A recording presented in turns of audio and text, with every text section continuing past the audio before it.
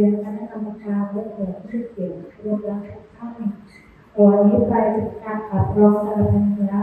ของคนแทนกลุ่มเสี่ยงและกลุ่มป่วยโรคเบาหวานและความดันในโครงการเบาหวานหายได้รพสตตำบลนาอ้อมเชิญแขกผู้เกียรติทุกท่านรับชมรับฟังได้ตลอดเวลารพสต.ตำบลนาอ้อมค่ะน้อมค่ะร้อนหวานโรคเบาหวานและความดันหายระวังกันที่ดีให้ระวังกันที่ดีโรคนี้เป็นแล้วเป็นนา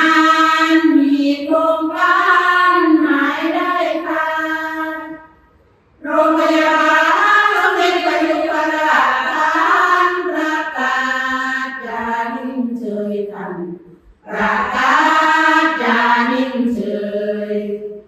โครงการสร้างพอสร้างสอนและหนึ่งน้ออย่าได้เฉย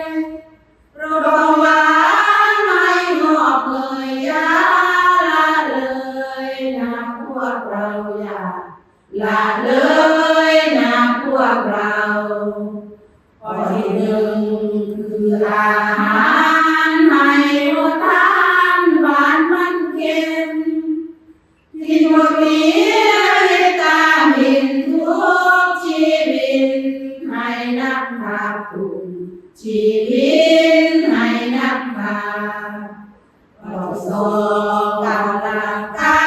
ยให้สบายกายแข็งแรงข้อที่สามอารมณ์ดีจิตใจที่เบิกบานมีจิตใจที่เบิกบานมาถึงข้อที่หนึ่งสมาธินั้นต้องมีตั้งใจมีสติสมาธิทุกเช้าเย็นส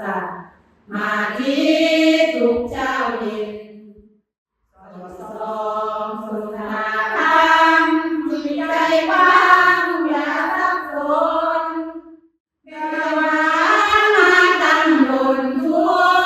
กคนแสนทรมานทุกคนแสนทรมาน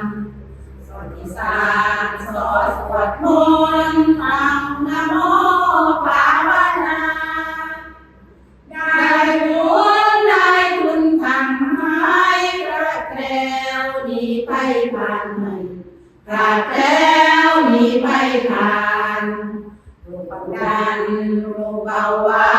นให้ทุกท่านได้ทุกทีหนึ่งน้อนา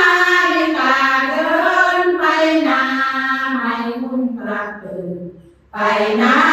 ไม่มุ่นกลับจากไปแล้วไปลากไม่หวนกลับดังขึ้นไปสมอล้นน้ำออกทุกคนพร้อมบริการทุกคนพร้อมบริการเจาะเลือดวัดความดันให้ทุกท่านสุขภาพดีพอโย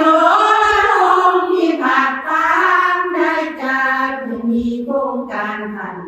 ได้จัดให้มีโครงการให้เราชาวเบาหวานและความดันนั้นหายได้รักษาห